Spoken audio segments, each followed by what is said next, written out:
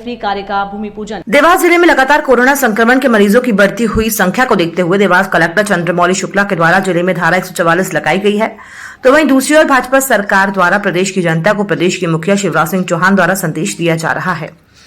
2 गज की दूरी, मास्क है जरूरी अभियान चलाया जा रहा है, लेकिन भाजपा के ही कार्यकर्ता इस बात का ध्यान नहीं रख पा रहे हैं, जिसका जीता जागता उदाहरण देखने को मिला है, जहां कन्नौज कृषि उपज मंडी प्रांगण में सैकड़ों की तादाद में किसान उपस्थित थे। इतना ही नहीं, भाजपा के कई कार्यकर्ताओं के चेहरों पर मास्क भी नहीं था और न ही किसी प्रकार की सोशल डिस्टेंसिंग का पालन किया गया। इससे तो ये प्रतीत होता है सीधा मध्य प्रदेश सरकार और कलेक्टर के आदेश की सरेआम धज्जियां उड़ाई गईं। ऐसे आयोजनों को देखते हुए ऐसा लगता है कोरोना संक्रमण सिर्फ मजदूर और आम जनता के लिए ही पैर पसार रहा है। किसान सम्मेलन को विधायक आशीष शर्मा ने संबोधित करते हुए भाजपा सरकार की रीति नीति के बारे में किसानों को विस्तार से बताया। ज्ञात रहे संपूर्ण जिले में धारा 144 लगी होने के बाद भी कृषि उपज मंडी में किसान सम्मेलन की अनुमति किसने दी, ये बड़ा सवाल है। सवाल के जवाब में भाजपा के अधिकारी कुछ भी कहने से बचते नजर आए। इस संबंध में एसडीएम नरेंद्र ध्रुवे से चर्चा की तो उन्होंने कहा कि ऑफिस में अनुमति के लिए बहुत से आवेदन आते हैं, मैं देखने के बाद ही पता पाऊंगा कि अनुमति ली या नहीं। देवास जिले के कन्नौज से एमपी न्यूज 24 के लिए कमल गर्ग राही की रिपोर्ट। करंट लगने से, कुएं में डूबने से, थ्रेसर में कटने से जिस किसान की मृत्यु हो जाती थी, उसके परिवार को मृत्यु के बाद 4 लाख रुपए अगर किसी सरकार ने आरबीसी 64 में संशोधन करके दिए तो केवल और केवल शिवराज जी की सरकार। कांग्रेस ने बहुत ढिंढोरा पीटा चुनाव के समय 2 लाख रुपए की कर्ज माफी कर दी, लेकिन मध्य प्रदेश के सरकार मध्य प्रदेश के किसानों को कर्ज माफी के नाम पर मात्र 6,500 करोड़ रुपए का लाभ देने का काम कांग्रेस की सरकार ने किया। ऐसा कांग्रेस के नेता कहते हैं, इसे आंकड़े कहते हैं। लेकिन पिछले 1 साल में 80,000 करोड़ से अधिक का लाभांश यदि किसान के खाते में किसी ने जमा कराया तो केवल और केवल शिवराज जी की सरकार ने।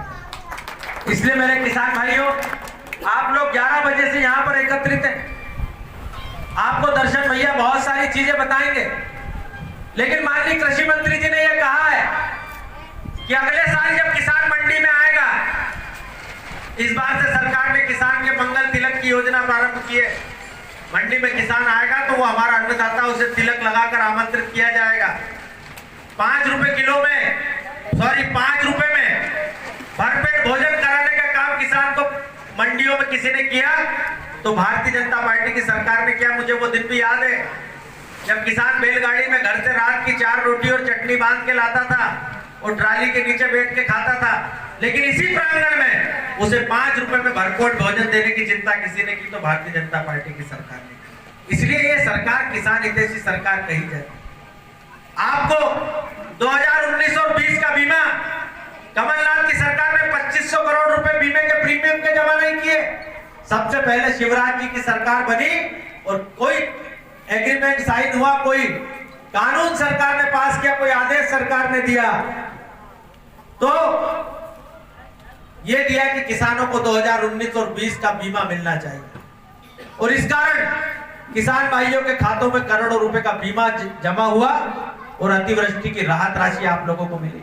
कांग्रेस का दौर याद कीजिए, खातेगांव के थाने से किसानों को यूरिया बांटा गया था, लेकिन इस बार किसान को खाद बीज यूरिया की जरा सी दिक्कत सरकार ने नहीं होने दी।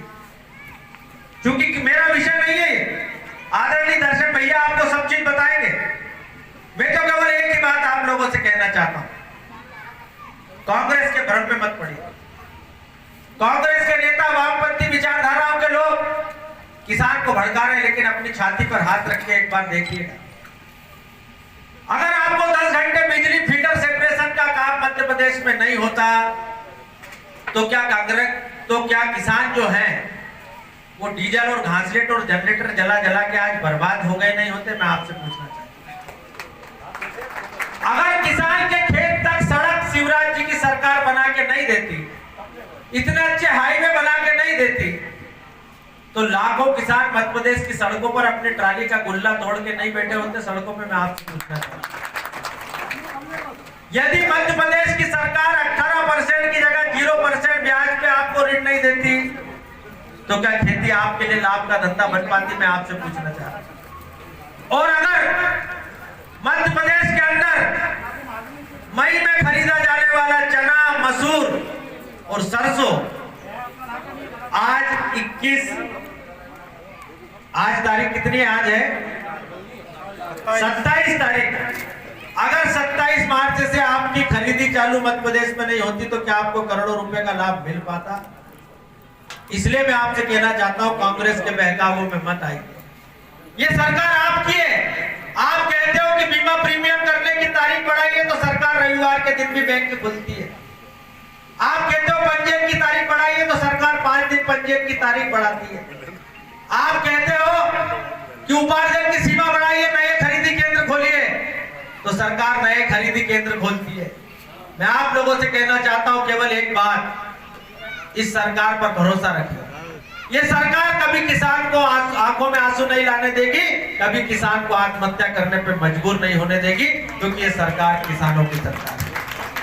महामारी हम सब ने देखा, उस कोरोना में भारत के वैज्ञानिकों के और भारत के सूझबूझ नेतृत्व के कारण हम वैक्सीन बनाने में सफल हुए हैं। विदेश भी हमारी इस बात का सराहना कर रहे हैं, लेकिन फिर भी ऐसे दौर में जब कोरोना का ये द्वितीय काल जो चल रहा है, सरकार की गाइडलाइन का प्रयोग करें। उसका आज हमने यहाँ आपने देखा, आपने सबने उसका यहाँ पर नोटिस भी किया कि हमने उस माध्यम से यहाँ पर कोरोना के नियमों का पालन ही नहीं किया, बल्कि संकल्प भी लिवाया कि आगे भी शासन प्रशासन की नीतियों का पालन करें। सर, ये मंच पर भी देखा गया और कार्यक्रम के दौरान भी देखा गया, सोशल डिस्टेंसिंग का बिल्कुल पालन नहीं किया गया। अभी आपके पीछे भी देख सकते हैं कि आप मतलब सोशल डिस्टेंसिंग का बिल्कुल पालन नहीं है। इसमें हम सोशल डिस्टेंसिंग हमारी जो है, हम उसका पूरी तरीके से पालन हमने वहाँ भी किया है और आगे भी करेंगे। 144 धारा लगी है। आप बहुत बड़े प्रवक्ता हैं भाजपा के, बड़े बड़े मंच पे आपने कार्यक्रम दिए हैं। 144 की परिभाषा के अंतर्गत आप मानते हैं कि आपने कार्यक्रम किया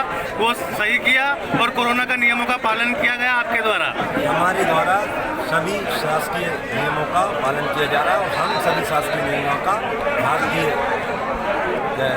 जनता पार्टी और उसका